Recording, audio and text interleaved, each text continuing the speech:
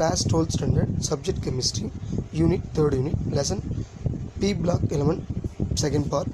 இந்த லெசனில் நம்ம பார்த்துட்டு இருக்கிற தலைப்பு ஹாலஜன் ஃபேமிலியில் இருக்கிற எலமெண்ட்ஸ்.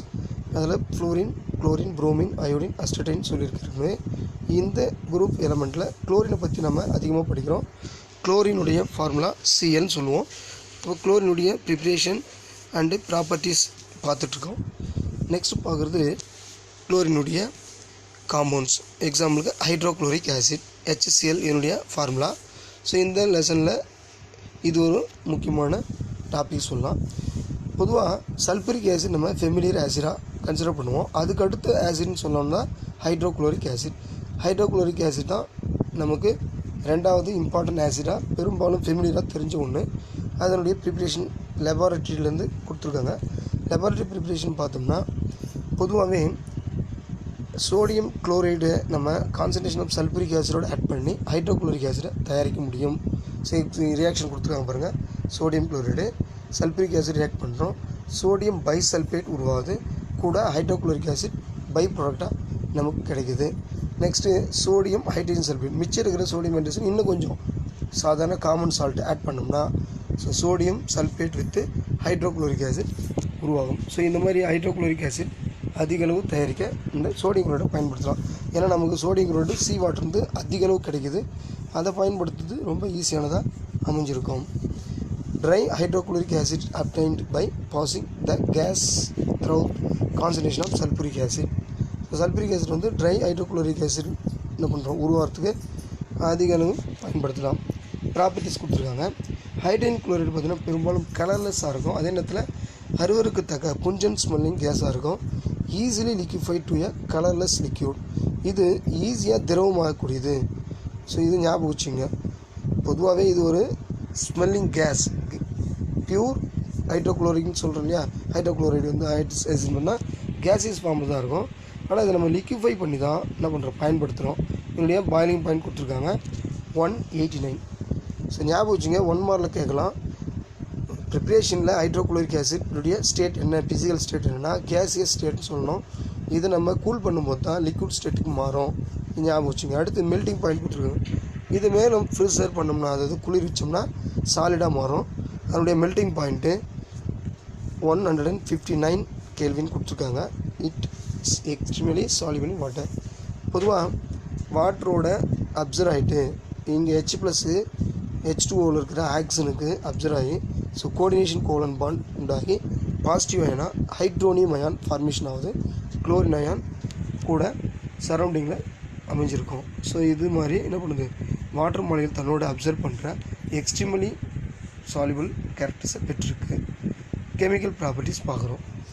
கெமிக்கல் ப்ராப்பர்ட்டிஸ் பொறுத்த வரைக்கும் பார்த்திங்கன்னா மெட்டலோட ரியாக்ட் ஆனால் கண்டிப்பாக ஹைட்ரஜனை ரிமூவ் பண்ணும் பெரும்பாலான ஆசிட். அதில் ஹைட்ரோக்ளோரிக் ஆசிடும் ஒன்று. ஹைட்ரோக்ளோரிக் ஆசிட் ஜிங்க், மெக்னீஷியம் இந்த மாதிரியான உலோகங்களோட ரியாக்ட் ஆகிட்டு அதனுடைய ஹைட்ரஜனை ரிமூவ் பண்ணுது.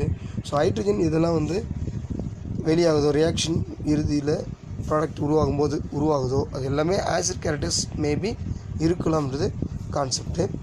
ஆனால் சார் வெறும் ஹைட்ரஜன் கேஸோட கார்பன் டை ஆக்சைடு கேஸ் உருவாகுது அப்படின்னா, எக்ஸாம்பிள் கார்பன் டை ஆக்சைடு இந்த மாதிரி உருவாகுதுன்னா ஸோ இதுவும் நமக்கு ஆசிடாக தான் செயல்பட முடியும். ஏன்னு கேட்டால் இந்த sodium carbonate, calcium carbonate, sodium hydrogen carbonate இது எல்லாமே பார்த்தீங்கன்னா ஹைட்ரோக்ளோரிக் ஆசிடோட ரியாக்ட் ஆகும்போது கூடவே கார்பன் டை ஆக்சைடு ஹைட்ரஜன் தருது. ஆனால் சோடியம் ஹைட்ரஜன் கார்பனேட் மட்டும் ஒரு ஹைட்ரஜன் எக்ஸ்ட்ரா இருக்கிறதுனால H2Oவாக தருகிறது. ஸோ இது கூட நம்ம ஐடென்டிஃபை பண்ணலாம். சோடியம் கார்பனேட்டா, சோடியம் பை கார்பனேட்டா, அதில் HCl இன்வால்மெண்ட் என்ன. சோடியம் பை கார்பனேட்டாக வாட்டர் மாலிகுலும், சோடியம் கார்பனேட்னா ஹைட்ரஜனும் ரிமூவ் ஆகுதுன்றது நம்ம தெரிஞ்சுக்கலாம். அடுத்து sodium bisulphite. So sodium bisulphite இருக்குதா, ஏன்னா சோடியத்துக்கு 3 விதமான சால்ட் இருக்குன்னா பைசல்ஃபைட் இருந்தால் சல்ஃபர் டை ஆக்சைடு உருவாகும். ஸோ மற்றெல்லாம் வந்து கார்பன் டை ஆக்சைடு, இந்த சோடியம் பை கார்பனேட்டும் சோடியம் கார்பனேட்டும். ஆனால் சோடியம் சல்ஃபேட் என்பது சல்ஃபர் டை ஆக்சைடு உருவாகுது. when 3 parts of concentration of hydrochloric acid 3 மடங்கு ஹைட்ரோக்ளோரிக் ஆசிடும் 1 மடங்கு அல்லது 1 பங்கு கான்சன்ட்ரேஷன் ஆஃப் நைட்ரிக் ஆசிடும் மிக்ஸ் பண்ணோம்னா அதுக்கு பேர் வந்து அக்வார்ஜியா அப்படின்னு பேர். அக்வார்ஜியா என்னென்னா தங்கத்தை கரைக்கக்கூடிய ஒரு என்ன சொல்கிறது சொல்யூஷன். ஸோ இது ஞாபகம் வச்சுங்க, அக்வார்ஜியா அப்படின்னு சொல்லுவோம். பொதுவாக தங்கம் கோல்டுன்னு சொல்கிறீங்களா, இதனுடைய சிம்பிள் வந்து ஏயு. இது உங்களுக்கு ஏற்கனவே தெரிஞ்சிருக்கும். ஏயுன்றது கோல்டுனுடைய சிம்பிள். இந்த கோல்டை கரைக்கிறதுக்காக தயாரிக்கிற பொருளுக்கு தான் பேர் அக்வார்ஜியா ஆர் ராயல் வாட்டர். ஸோ மற்றபடி பார்த்திங்கன்னா கோல்டு ஆசிட்லேயோ பேஸ்லேயோ அவ்வளோ என்ன பண்ணாது, டிசால்வ் ஆகாது. அதேமாரி பிளாட்டினம் போன்ற ஹையர் மெட்டல்ஸ் அல்லது நோபல் மெட்டல்ஸ் எல்லாமே டிசால்வ் ஈஸிலி ஆகாது, அஃபெக்ட் பண்ணாது. ஆசிடே போட்டால் கூட அது என்ன பண்ணாது, அவ்வளோ அஃபெக்ட் பண்ணாது. ஸோ அதுக்காக அதை கரைக்கிறதுக்காக உருவாக்குற இந்த 3 part of hydrochloric acid, so 1 part of nitric acid கலந்த கலவைக்கு பேர் அக்வார்ஜியா அல்லது ராயல் வாட்டர் அப்படின்னு நம்ம சொல்கிறாங்க. ஸோ இது மூலிமா கோல்டு பிளாட்டின் தான் ஈஸியாக கரைக்கலாம். ஸோ கோல்டு டிசால்வ் ஆகிறது இங்கே கொடுத்துருக்காங்க. ஏயுன்றது கோல்டினுடைய சிம்பிள். ஸோ H+NO3- HCl இதெல்லாம் பார்த்தீங்கன்னா ரெண்டுத்தினுடைய கலவை, அதாவது 3 பார்ட் HCl கலவை, Cl- வித் H+. இன்னொரு பங்கு நைட்ரிக் ஆசிடினுடைய கலவை இல்லையா, அப்போ H+NO3. ஸோ இந்த மாதிரி உருவாகுது. இதை நம்ம என்ன பண்ணுறோம், இந்த குளோரினோட ஆட் ஆகி கோல்டு AuCl4- அப்படின்னு சொல்லிட்டுருக்காங்க. ஸோ பொதுவாக கோல்டுக்கு 2 விதமான வேலன்சி, ஒன்று Au1, Au3+. Au1ன்றது ஆயூரஸ்ன்னு சொல்லுவோம், Au3+ன்றது ஆயூரிக். ஸோ இப்போ கோல்டு வந்து ஆயூரஸ் ஆயூரிக்னு 2 விதமான ஆக்சிஜன் ஸ்டேட்டில் இருக்கலாம். ஸோ AuCl3யோட ஒரு Cl சேர்ந்து AuCl4- இங்கே உருவாயிருக்கு. அடுத்து 3 பிளாட்டினம் ப்ளஸ் 16 H+.